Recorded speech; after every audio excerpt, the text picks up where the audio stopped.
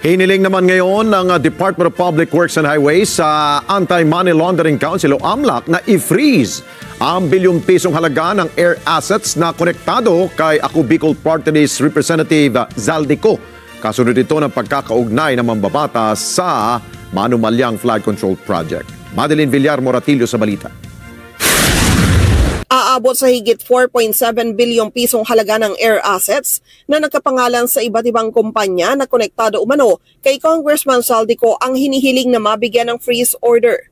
Ayon kay Department of Public Works and Highways Secretary Vince Dizon, kabilang rito ang mga helicopter at private plane na nasa ilalim ng Misibis Aviation and Development Corporation, High-Tone Construction Development Corporation at QM Builder.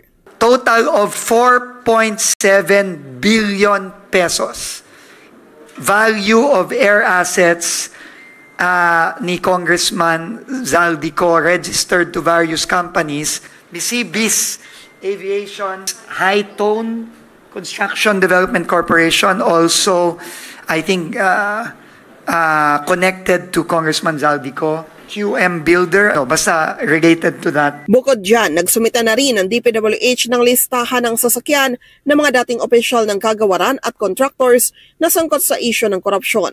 Kabilang rito ang mga dating DPWH engineers na sina Henry Alcantara, Bryce Hernandez at JP Mendoza at iba pa at maging mga diskaya. At ito po, nagre-request na rin tayo ng freezing. Ibig sabihin ito, hindi pwedeng ibenta.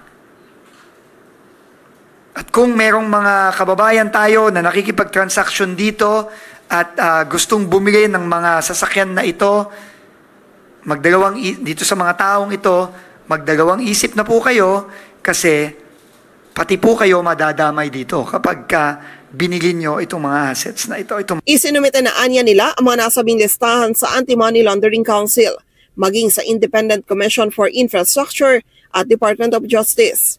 Una rito hiniling ng DPWH sa Land Transportation Office, Land Registration Authority, CAAP at Maritime Industry Authority na bigyan sila ng full inventory ng sasakyan, mga lupa, mga sasakyang pandagat at iba pang air asset na nasa pangalan ng mga opisyal ng DPWH at mga kontraktor.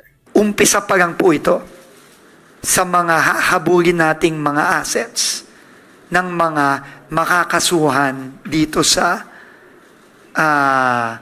mga iba't ibang kasong ito. Madeline Villar Moratillo para sa Mata ng Agila. Matatag, matapang, matapat.